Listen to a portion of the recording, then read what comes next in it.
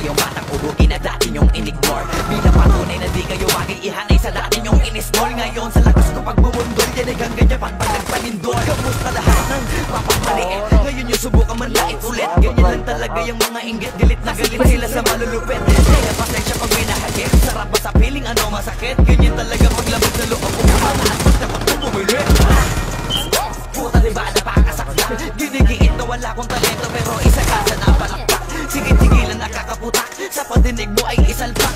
At nabahin na laman na awitin hanggang sa ang utak mo'y mabakbak. Anyo masarap ba? Nakakatawa ng lahat mga talangka. Pare-pareho ng kinahiligan pero pag naghihila ka pababa. Dahil ba di matanggap na kinayo ko na lahat ng hindi nyo magawa. Parang hinawag nyo lang mga karagatan na ang gamit ng ibang class. Di ba sana yata? Awak.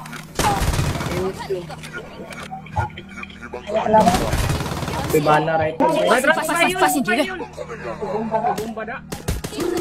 Lahat na may maling tono, magkakababa na sa trono. Handa naman akong pakinggan kayo, wag nyo lang ako gawin bobo. Bueno, ito na ang malino na sagot ko sa napagkala mo. Tanong ko bakit ako sumusulot o papatunayan na hindi ako patapon. Alam nyo ba yun? Malalutang de kasi hindi kayo alisto. Sa sobrang bulag nyo sa katotohanan, lahat kayo ay pinanisko. Hindi na uso dito palawakan ng koneksyon, kundi ka ay sasabi hasa malabong makakuha ng ating son. Hindi ako nakipag-unahan pero bakit ako ang nasa harapan? Samantalang yun natin pagtulak ka sa likuran, sila pa alam pag-iwanan. Ako ba ang dapat na alisin o baka di pa di napansin? Kung tutuusin ay mas malagi mo o galing palagi nagpapagaling. Lukuhin nyo lelang nyo, wala na kayong mauulol pa. Sa panahon na to sa listahan na mahusay ako ay nakaburda. Lahat bahiya, walang hiya, ngayon yung matagal nyo ng kinutya. Paano ba yung panahon ko naman dahil yung panahon nyo ay tapos na?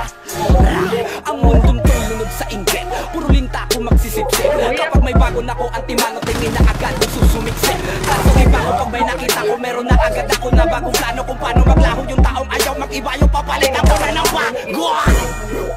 Kakatapos ko lang maturuan, ayoko na makipag-ululan, gusto ko na kasi yung may kabuluhan. Bukod pa dyan, ayoko na rin makipag-usap kung wala katuturan. Dahil lahat ng bagay na di makakatulong, tagal ko nang tinuldukan. Dapat nilalag na pangalan ko, teka puta pare ba't ang yabang mo? Dapat puta matigas pangarang mo, lalambot ka sa bigat ng barang ko. Alam mo ba malupit ang banat to? Hindi ka na dito belong. Tangina mo pag kami nang yamon sa'yo, dapat hindi ka bigol.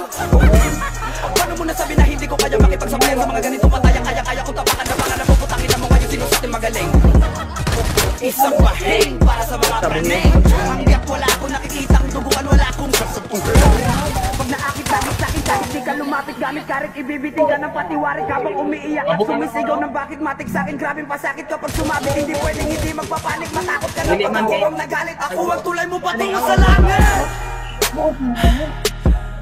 Pipita na ba na ba yan? Sige palagto, baka di kayo na-inform na ngayon ay halimaw na yung batang uhugi na dati nyong in-ignore. Bilang patunay na di kayo maging ihanay sa dati nyong in-store. Ngayon sa lakas ko pagbumundol, dinig hanggang Japan pag nagpalindol. Kamusta lahat ng mapagmaliit? Ngayon yung subukan man lait ulit. Ganyan lang talaga yung mga inggit, galit na galit sila sa malulupit. Kaya pasensya pag minahagip, sarap ba sa piling ano masakit? Ganyan talaga paglabag sa loob mong humanga at pagtakot mong bumili. Puta diba napakasakla?